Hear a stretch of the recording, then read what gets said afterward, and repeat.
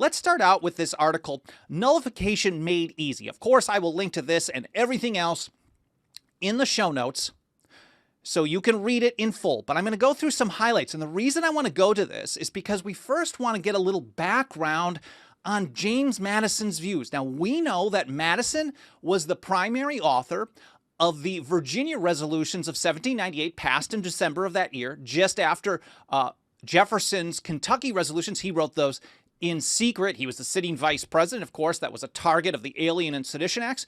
But Virginia and Kentucky established, well, they didn't establish, they formalized the principles of nullification, interposition, and things like that. And in the famous report of 1800, Madison actually explained what was going on. And this report of 1799 to 1800, he discussed a number of things. And we've got some highlights in this article, Nullification Made Easy. From Publius Hulda, she writes, here is Madison's report of 1799 to 1800 on the Virginia resolutions. He said, under his discussion of the third resolution, she's paraphrasing, I want to just highlight a couple of pieces, that if, when the federal government usurps power, now usurpation of power is an exercise of power not delegated to the government in the Constitution. It is a theft of power. It is, as St. George Tucker put it in 1803, treason against the sovereignty of the people, because sovereign power, you're stealing it. That is really bad news. So she writes, when the federal government usurps power, if the states don't stop the usurpation, and thereby preserve the Constitution, there would be no relief from usurped power. This would subvert the rights of the people as well as betray the fundamental principle of our founding. Madison wrote, the states are in duty bound to interpose to arrest the progress of evil. Also, the judicial branch is as likely to usurp powers as the other two branches. Now, Madison didn't write a lot about his concerns about the judicial branch over the years, especially not in comparison to his compatriot Thomas Jefferson, who over and over and over warned that the judiciary was a centralizing power. It was creating consolidation and in the future would lead to corruption and destruction of liberty. But in the Virginia resolutions of 1798, Madison was very clear. He said the judicial branch, just like the others, could also usurp power. And so when all three of those branches work together, somebody has to do something to preserve the Constitution, because you're not counting on the federal government to limit its own powers. And in fact, both he and Jefferson were very clear that when you rely on the federal government to limit its own powers, those powers are always going to grow. There has to be somebody else. Now, Madison also covered a number of strategies in Federalist 46. This was in 1788, arguing to a New York audience in support of ratification of the Constitution, but he talks about some strategy. He says, and this is again from Publius's article, Nullification Made Easy. There's a couple of main points. The people can refuse to cooperate with federal officers. Madison's words, refusal to cooperate with officers of the Union. State officials can oppose the feds. State legislatures can invent legislative devices. Madison's words again, legislative devices to impede and obstruct the federal government. States can cooperate in concerted, now they didn't say specifically in Federalist 46, impede and obstruct, but basically saying they can use legislative devices in ways, in conjunction with these other things, to actually help defeat a federal program. Generally, in Madison's approach in Federalist 46, he's talking about a refusal to participate in the enforcement of federal acts. States can cooperate in concerted plans of resistance. Plans of resistance, Madison wrote, would be concerted.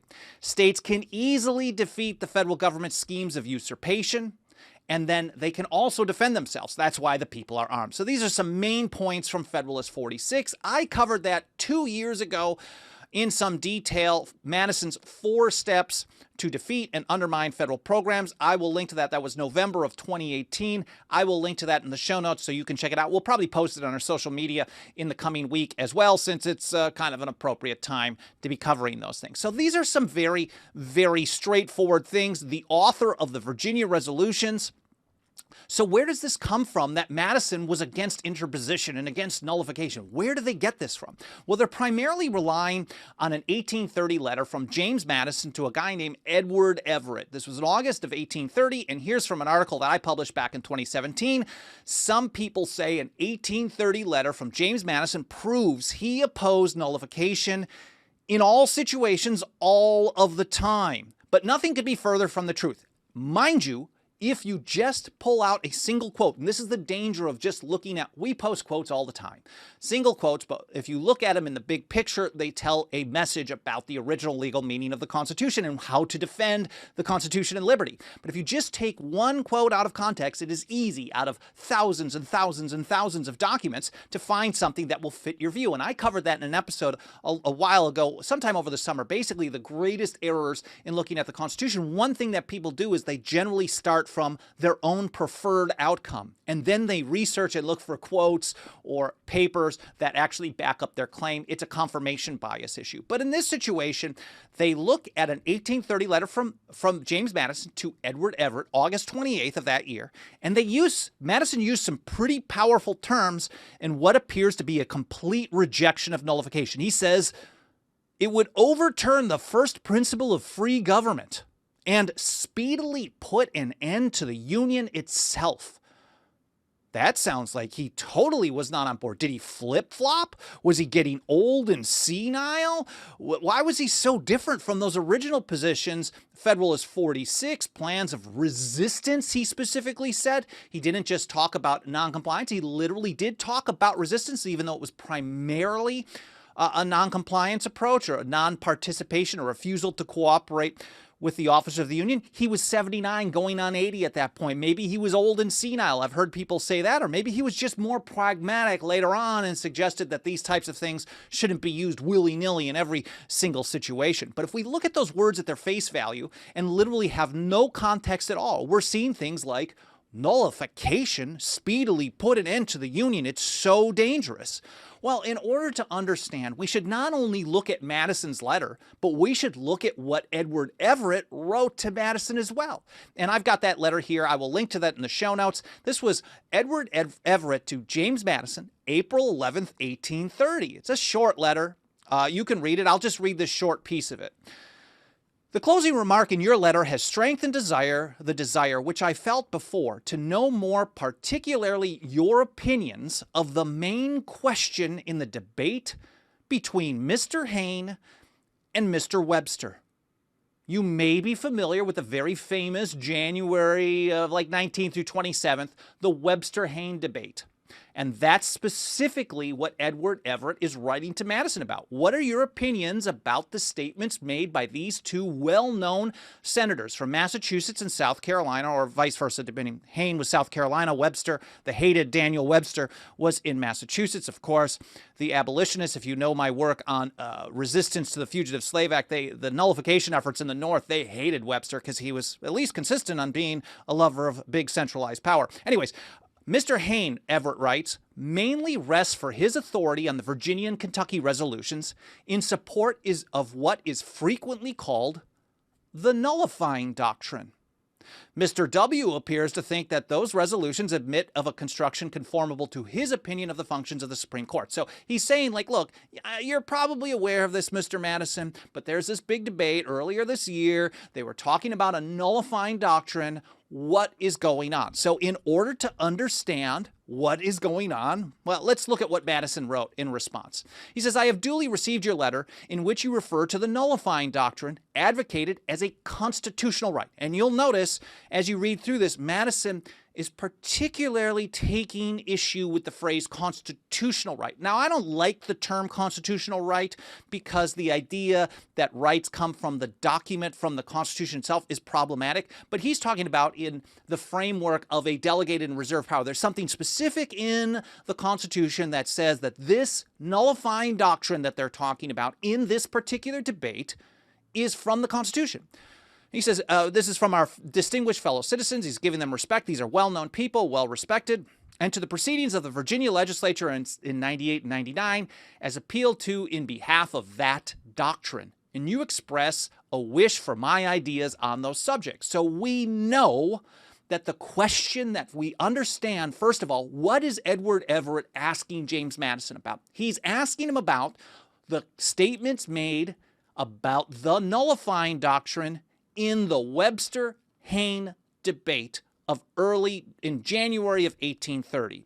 Madison specifically says, I do not decline a sketch of the views which I have been led to take of the doctrine in question. Now, throughout the 1830s, now mind you, nullification was not brand new at this time, the concept of it, but this is where it really got the most attention in the 1820s, from 1822, 20. It was mostly considered a kind of a local issue, but it definitely got more attention. But throughout the 1830s, as Madison was called upon to talk about this, when he wrote letters and published notes and things like that, he referred to this doctrine. He used this term, the doctrine in question, or the Carolina doctrine, he called it, the nullifying doctrine, the peculiar doctrine of South Carolina, this novel doctrine, the doctrine under consideration. Over and over and over, he's referencing a particular doctrine. Well, what was that doctrine that James Madison is talking about? So, in order to understand, we know what Everett was writing to him about, and that was the Webster-Hayne debate. So I've got a link to that from the Liberty Fund. Online Library of Liberty.libertyfund, oll.libertyfund.org. I will link to this in the show notes. Hear from Senator Robert Hayne of South Carolina, his second speech in that debate over a period of about a week and a half. He says, the senator from Massachusetts, in denouncing what he is pleased to call the Carolina doctrine, again, we're seeing that phrase, this particular doctrine, has attempted to throw ridicule upon the idea that a state has any constitutional remedy by the exercise of its sovereign authority against a gross, palpable, and deliberate violation of the Constitution. The big question, again, is whether it's a part of the Constitution or is it something else that there's a remedy. And I think that's the big debate. And really, there's also a debate over the process. And that's why they keep referring to this very specific doctrine. And I'll get to what that doctrine is in a moment. And then Senator Hayne goes on, he says, the South Carolina, that is to say, the doctrine contained in an exposition reported by a committee of the legislature in December 1828. So what is that Carolina doctrine? They're assuming that people were actually well-read. They understood what was going on. They didn't actually have to explain every single detail. He's like, look, okay, you're talking about this. You're talking about this doctrine from South Carolina. We know where this doctrine actually got its attention. It got its attention from a committee in the South Carolina legislature in December of 1828. And what was that? That was something known as the South Carolina Exposition and Protest. It was a response to the 1828 Tariff of Abominations is what it was called. It was drafted in secret by Vice President John C. Calhoun. It was approved by a committee in the legislature, I believe in the House in South Carolina. It was not given formal approval by the entire legislature, but it did get quite a bit of attention. This is where the doctrine came up. And what it really implied and talked about was a power in the Constitution for states to specifically veto. Now, a veto had a very specific meaning under the Constitution. As soon as you have a veto, that means it doesn't exist. So they're saying, in essence, that the states have a veto power. Each individual state can say, well, no, we're signing off on this, we're signing off on this, we're signing off on this. And this is one little segment of it that I'll read to you. It's pretty long. I think it's like 35,000 words, something like that. It's pretty long. Calhoun wrote, and he didn't actually give his name to the public. Everyone thought it was probably him at the time, and it really wasn't public that it was him specifically that wrote this until, I think, 1831, 1832. But here in 1828, committee in South Carolina approved this, but the existence of the right of judging their powers so clearly established from the sovereignty of the states as clearly implies a veto or control within its limits on the action of the general government. Each state, they're saying, has a specific veto power over federal acts. A veto, say, we're going to do this. But how does that play out in practice? Webster himself actually reiterated how we know that they understood the Carolina doctrine, this nullifying doctrine, the doctrine of South Carolina, to be put into practice. And this specifically is what Madison talks about in his 1830 letter to Everett, in other letters throughout the 1830s, and his notes on nullification in 1835. Here's what Webster said, and no one actually refuted him saying that this is incorrect either. He says, I understand the honorable gentleman from South Carolina to maintain that it is the right of the state legislatures to interfere whenever in their judgment this government transcends its constitutional limits and to arrest the operation of its laws. I understand him, too, to maintain this right as a right existing under the Constitution. They really put a lot of emphasis on that. This is a power that was part of the Constitution, not a revolutionary right, which I'll talk about in a bit as well. Not as a right to overthrow it on the ground of extreme necessity, such as would justify violent revolution. He says, I understand him to maintain an authority on the part of the states, thus to interfere for the purpose of correcting the exercise of power by the general government, of checking it, and of compelling it to conform to their opinion of the extent of its powers. Blah, blah, blah, blah. It's a lot of word salad, but we can get a pretty straightforward summary. Madison himself, this is an article that we published by Mike Meharry titled, Mark Levin doubles down on James Madison nullification. He's still wrong. That was an interesting debate a few years ago. This is a great article by Meharry. He actually wrote a handbook about James Madison's notes on nullification called, maybe you can read this. It's like 40 some odd pages, smashing myths, understanding James Madison's notes on nullifications. I'll mention it again at the end of the show and give you guys a link in case you want to purchase it. 10th Amendment Center members at members.10thamendmentcenter.com. As long as you're able to log in, if you have trouble, let me know. You can actually download this for free in a PDF format. They might have a Kindle format as well, but you can read it for free. You don't have to buy it. You've already given us your financial support, so that is available to you as well. So Madison, Mike writes, even gave the influential publication, the North American Review, permission to publish his letter to Everett. So they said, yeah, he said, yeah, go ahead and do this. He knew they were opposed to the South Carolina doctrine. They published Madison's views on it, and they also gave the overview of what John C. Calhoun specifically, once he went public with this, the exact process of how a state has a veto power. And he explained it. They said in the publication, North American Review says, the right which the Vice President Calhoun disclaims under the name of abrogating, but claims for a state of under that of nullifying an act of the general government, is thus stated by himself in the letter alluded to above. 3 points. 1. A state has a right in her sovereign capacity in convention. So a state would call a convention, and they can, as a sovereign power, declare an unconstitutional act of Congress to be null and void. And such declaration is obligatory on her citizens and conclusive against the general government, which would have no right to enforce its own construction of its powers against that of its state. So one state makes a determination, and everybody else, it's basically like a final arbiter, the way we treat the Supreme Court today. The Supreme Court says something, that's final. And that's the first point in the South Carolina doctrine from John C. Calhoun of nullification that Madison was opposed to. Number 2, upon the exercise of this right by a state, it would be the duty of the general government to immediately abandon the power, at least as far as the nullifying state is concerned, and then go to all the other states in convention. They'd basically have to call a constitutional convention, in essence, anytime a single state has their own state convention and declares a federal act to be unconstitutional and null and void. And then they apply to the other states. It says, if the power thus applied for be granted, acquiescence then would be a duty on the part of the state. In other words, as long as they get 3/4 of the states to agree with the federal government, then the federal government is in the right. So all these conventions, one single state calling something unconstitutional means the feds have to back down. It's a final arbiter situation, but instead of the Supreme Court, it's a single state. So they say such are the 3 leading points in the doctrine of nullification as laid down by its principal champion. Meharry gives a better overview of this. He said South Carolina essentially asserted that once a single state nullified or called a federal act null and void, it was annulled within that state, in law, struck down, not just in practice, not just making it difficult for the feds to enforce, not just non-participation or resistance, but specifically in law, it was done, like a final arbiter that the Supreme Court acts like today.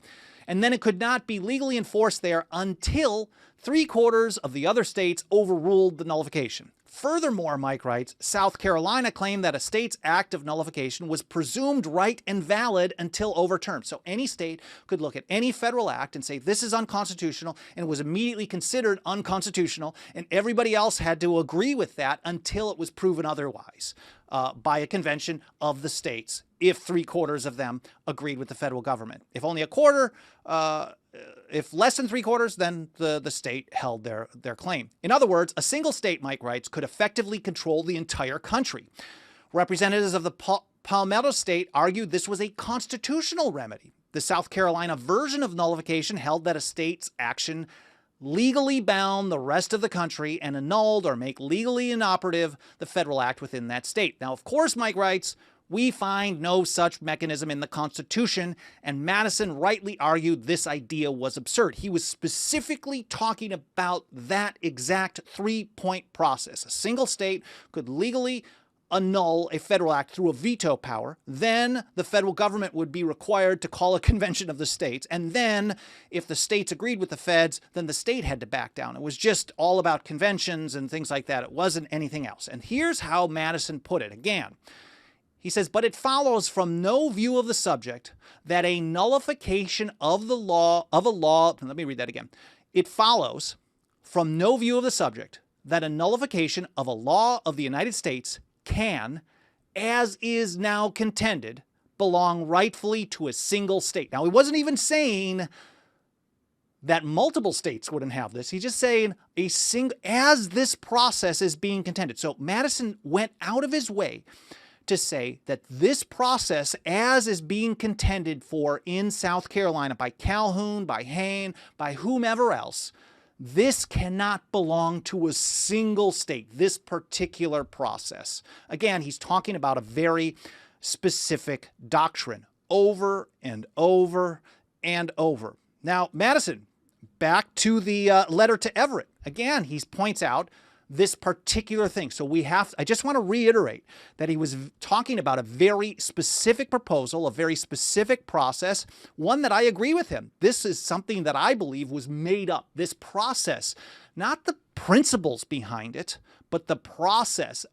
There was no debate about this in the ratifying conventions in the states. There was no discussion of this process in the Philadelphia Convention. This is literally something that came from the mind of an individual or a few people.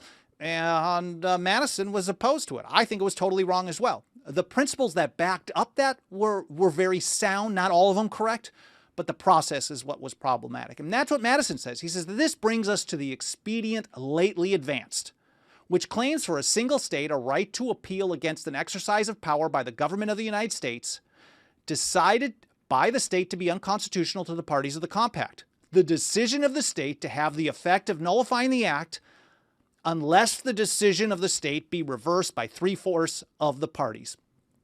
There's just nothing in the Constitution, nothing in the ratifying debates, nothing ever discussed about that before it was made up for South Carolina in the 1820s and 1830s. So Madison was saying, like, this particular thing is problematic. And he goes further. He reiterates it again. He says, it is understood that the nullifying doctrine imports that the decision of the state is to be presumed valid. As soon as one state says something that's unconstitutional, it's automatically unconstitutional. That's it. Madison says this is nuts. He says that it overrules the law of the U.S. unless overruled by 3/4 of the states. Again, no process in the Constitution that says that this is how things are going to play out at all. And he points out that having this type of process would actually overturn the principles of the Union. The idea that a small geographic area or a small group of decisions would be the one making the final call on everything and anything for everybody. And he says, could more be necessary to demonstrate the inadmissibility of such a doctrine than that it puts it in the power of the smallest fraction over 1/4 of the U.S., that is 7 states out of 24, to give the law, and even the Constitution to 17 states, each of the 17 having as parties the Constitution has reached the blah, blah, blah. He says, to establish a positive and permanent rule giving such a power to such a minority over a majority would, and here's that phrase, overturn the first principle of free government and in practice necessarily overturn the government itself. He flat out rejects this very specific doctrine of South Carolina. Again, he says in 1835, he talks about this same doctrine again. He's very consistent on this. He says, it follows, this is in his 1835 notes on nullification. It follows from no view of a subject that a nullification of a law of the U.S. as is now contended can belong rightfully to a single state as one of the parties to the Constitution. Again, it can't belong to a single state. He's just saying the exact same thing. Maybe he's just including some phrases from his original letter. Now, even though he rejected this Carolina doctrine, he didn't reject the notion of nullification in general. And even in these letters and papers that people cite saying that Madison opposed it in every situation, ignoring the fact that he's talking about the doctrine of South Carolina, this particular doctrine, this nullifying doctrine, the one referred to in the Webster-Hayne debate, the one that Hayne talked about was referenced in 1828. You have to go through layer after layer after layer, unfortunately, because they were a little bit more well-versed on what was going on than the kind of tweet storm mentality that we all have today. We can't be spoon-fed. We have to know the entire context. And that's why I said right at the outset, people who claim that Madison was opposed to nullification all the time because of this letter and because of his notes on nullification, they totally ignore the context. I would think in many situations they do so on purpose because they're hoping that no one else understands the context. So here's Madison again. He points out here in April of 1830, he's not opposed to the doctrine.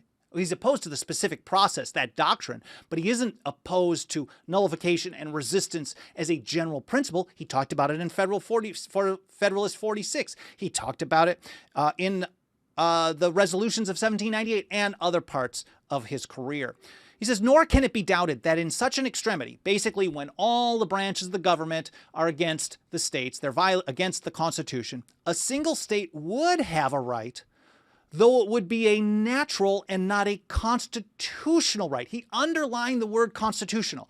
He was very clear that these were extra constitutional actions. A lot of people misconstrue the word extra constitutional as unconstitutional. Unconstitutional means against the constitutional. Extra means above and beyond. Now, if the people of the several states are sovereign, we know Madison and everyone else told us that they have final authority. So it is up to them. That's why they have the final say. That doesn't mean it is actually derived from the Constitution itself. And that was a very important technical debate. We don't have to get into a lot of detail, but Madison was really hammering home. This is an extra constitutional. It is a natural right, something that you don't have to rely on a document. And in fact, if you do rely on a document and say it's part of the Constitution and then it's amended, then they can amend away that right. He's basically saying this is a right that cannot be taken away because it is a natural right of the people of the several states. It doesn't rely on a document to give them permission to do this, and that is a serious difference in practice.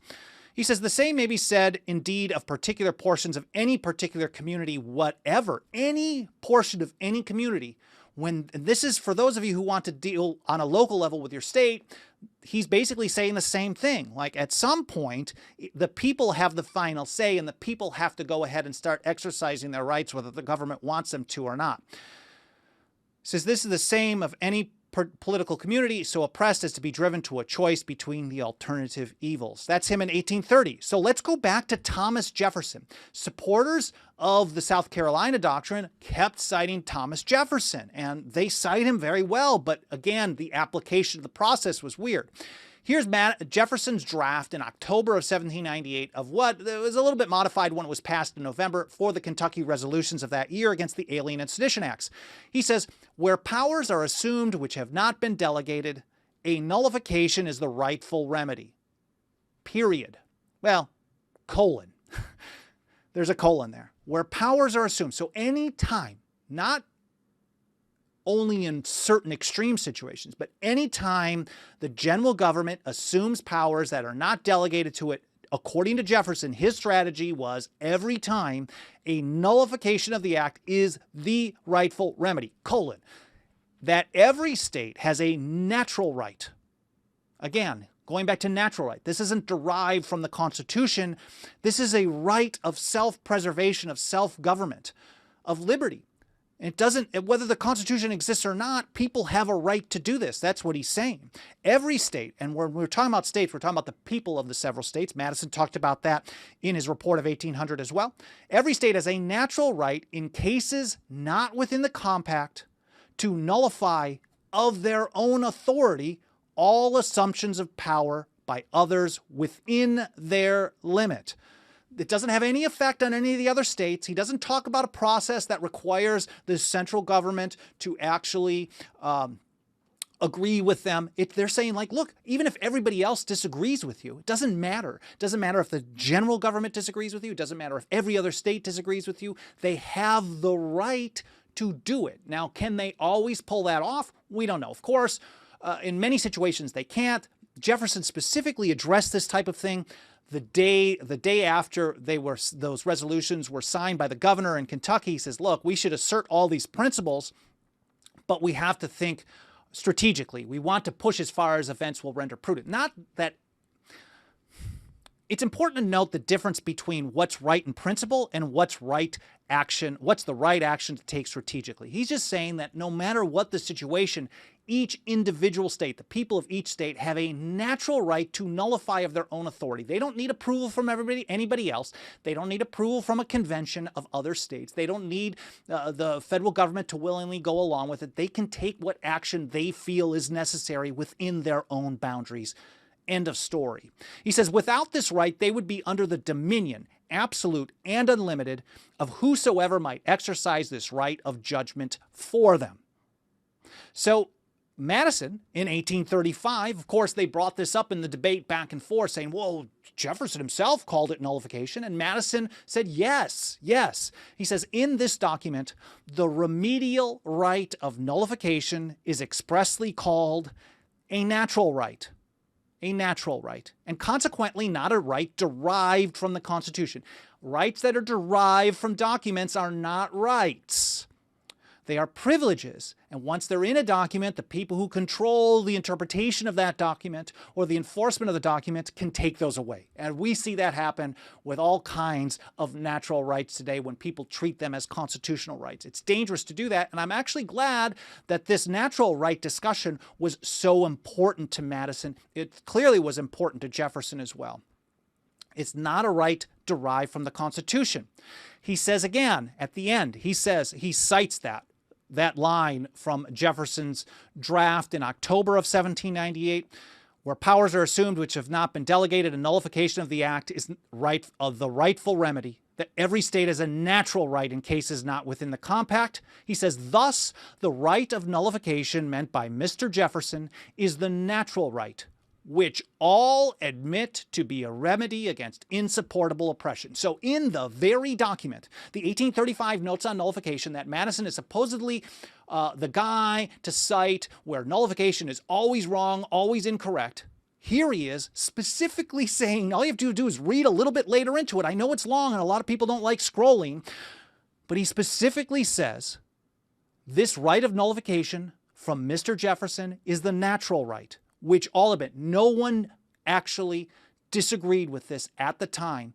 Everyone admitted. We heard over and over through the ratification debates, all the years leading up to the Revolution, the Articles, the ratification of the Constitution, this idea of resistance from the people. This is a natural right. He says it cannot be supposed for a moment that Mr. Jefferson would not revolt at the doctrine of South Carolina. Again, always the doctrine of South Carolina, because the way that they wanted to put it into practice was totally different than what Jefferson and Madison were talking about. They didn't actually think it was derived from the Constitution. It was a natural right, and no one disagreed with the fact that the people of the several states could resist. Now, Jefferson specifically told us in 1798 that he felt that in every single case where the government assumed powers not delegated to it, a nullification of the act was the rightful remedy. Every single time. So that's a lot. Madison was a bit more pragmatic, and maybe he was more pragmatic later on in years, but he specifically said this was a natural right against insupportable oppression. So he was only saying this is something that should be used in extreme cases. Jefferson said it should be used every single time the feds violated the Constitution.